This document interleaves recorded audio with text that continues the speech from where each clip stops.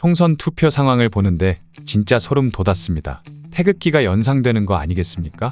정치는 말만 들어도 머리가 아픈데 총선이 왜 중요할까요? 누구나 이해할 수 있도록 빠르게 이야기하겠습니다. 오늘 영상은 놓치지 마시길 바랍니다. 150석 이상이 되면 국회의장직 확보, 예산안 본회에 상정된 법안 단독 처리, 국무총리, 헌법재판관, 대법관 등 단독 처리 가능한 임명권 확보, 대통령을 제외한 탄핵소추 의결 가능, 180석 이상이면 패스트트랙으로 법안을 올려 단독 처리 가능하고, 소수파가 다수파의 독주를 막거나 필요에 따라 합법적 수단을 동원해 의사 진행을 지연시키는 무제한 토론인 필리버스터를 24시간 내 강제 종료 가능하여 말 못하게 만들어버리고, 더 골 때리는 것은 200석 이상이면 세상 무서울 게 없어진다는 것입니다. 국회의원 제명, 대통령 탄핵 소추, 대통령 거부권 무력화, 헌법 개정안 국회 의결이 가능한 합법적 깡패가 돼버리게 됩니다. 민주당은 2016년 20대 총선부터 내리 3연승을 하게 됐습니다. 이번 22대에도 21대 국회와 같이 과반을 차지했고, 조국혁신당 등과 함께 재적의원 5분의 3인 180석 이상을 확보하게 됐습니다.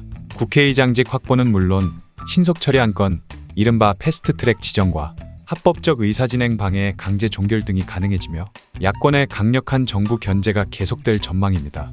단어가 어렵지요? 단어는 천천히 아시면 되고, 한마디로 의석수가 많을수록 할 수 있는 게 많아진다고 생각하시면 됩니다. 사실 저는 정치는 신경 쓰고 싶지 않은 사람입니다만, 정책 때문에 어느 정도 알아야 하는 점 때문에 지켜보고 있습니다. 대한민국 경제를 알려면 정책을 알아야 할 것입니다.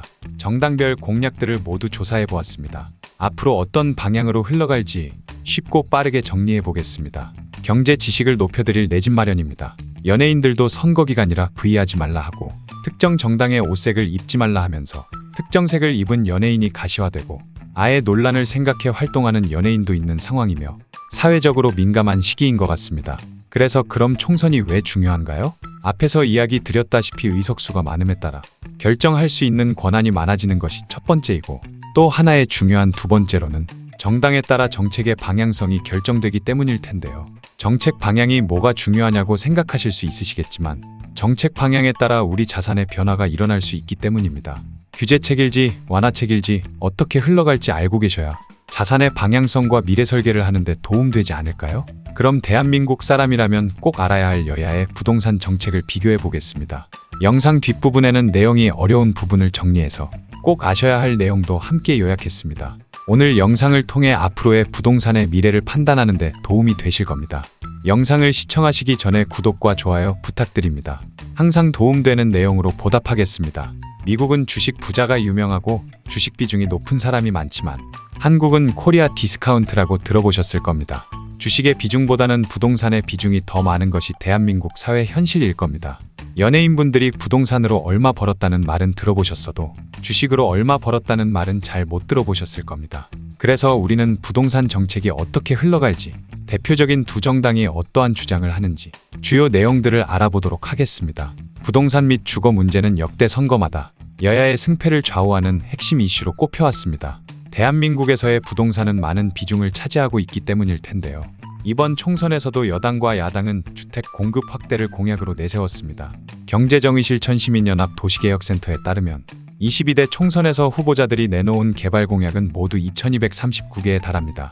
가장 대표적인 내용 먼저 요약하겠습니다. 국민의힘인 여당은 1. 주요 권역에 수도권 광역급행철도 GTX를 도입하고, 이 노후화된 구도심을 개발 제시하며 노선 주변 역세권의 주택 공급 확대 계획을 밝혔고, 3. 뉴홈이라는 정책으로 청년, 신혼, 출산 가구를 대상으로 한 공공분양을 강조하였습니다.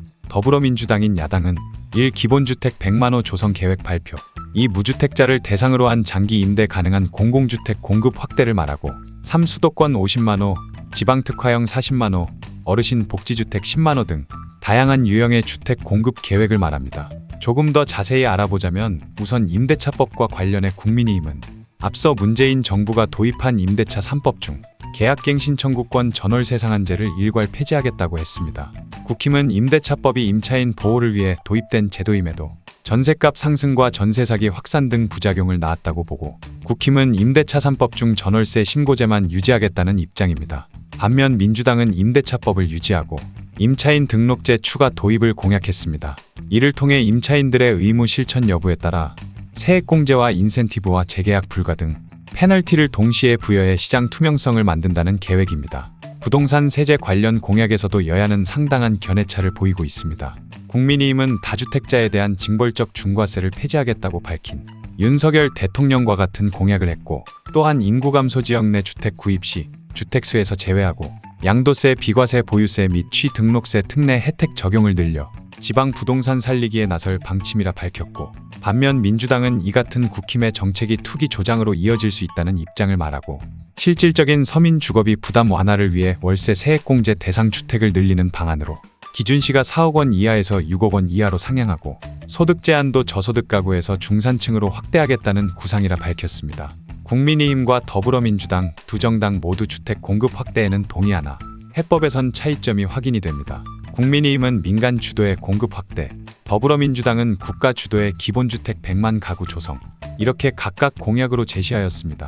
야당 찍어서 일 못하는 정부 심판하자의 정권 심판론과 여당 찍어서 정부가 일 잘하게 힘보태주자의 정부 지원론이 이번 총선의 핵심 키워드로 꼽힌 것 같습니다. 여당은 대통령을 배출한 정당을 말하고, 야당은 여당을 제외한 정당을 일컫는 말입니다. 현재 대한민국에서는 국민의힘이 여당이고 더불어민주당이 야당입니다.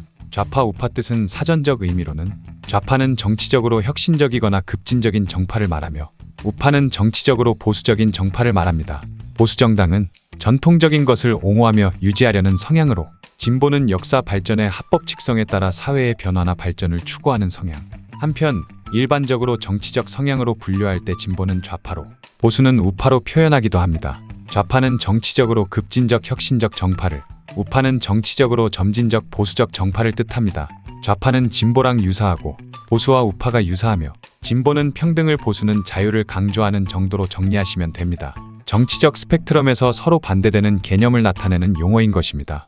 처음 내용을 접하시는 분들은 무슨 소린지 단어조차도 생소하실 텐데요. 저도 처음에는요, 야, 보수고 진보고 나발이고 무슨 소린가 싶더라고요. 몇 번 반복해서 듣다 보면 귀에 들리니 꼭 반복해서 들어보세요. 가장 큰 영향력이 있는 두 정당의 부동산 정책을 비교해보면 각각의 관점과 목표가 뚜렷하게 드러납니다. 하지만 중요한 점은 이러한 공약이 실현될 수 있는지, 그리고 현실적인 대안인지에 대한 논의가 뒷받침되어야 한다는 것입니다. 의식주 중 주에 해당하는 부동산 문제는 우리 모두에게 밀접한 관심사입니다. 이번 총선에서 선보인 정책들이 앞으로 우리의 주거 환경과 생활에 어떤 영향을 미칠지 주목해야 합니다.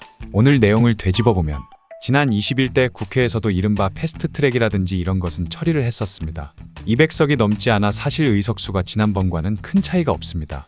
기존 국회 운영과 크게 달라지지 않을 것으로 볼 수 있을 것입니다. 총선을 앞두고 지역별 개발 공약이 증가했지만 단기간 착공을 증가시켜줄 만한 내용은 없습니다. 중장기적으로 개발이 나타날 것으로 보입니다. 인플레이션으로 인한 공사비 상승, 프로젝트 파이낸싱 PF 시장 위축 등으로 사업성이 불투명한 시점이어서 공약들은 현실성은 낮다고 보입니다. 민간주도적인 사업보다 공공주도적인 사업이라면 공급은 더 늦어질 거라 생각이 됩니다. 최근 전세와 월세의 상승이 이어지고 있는데요. 전월세의 상승세는 당분간 계속되어질 것이라 보여집니다. 변화가 감지되면 영상으로 빠르게 제작하도록 하겠습니다. 각 정당의 공약이 실제로 어떻게 실현될지, 그리고 우리의 주거 환경에 어떤 변화를 가져올지 궁금하네요. 여러분의 생각은 어떠신가요? 댓글로 의견을 꼭 알려주세요. 어느 하나의 요소가 아닌 복합적인 요소들을 모두 살펴보아야 할 것입니다.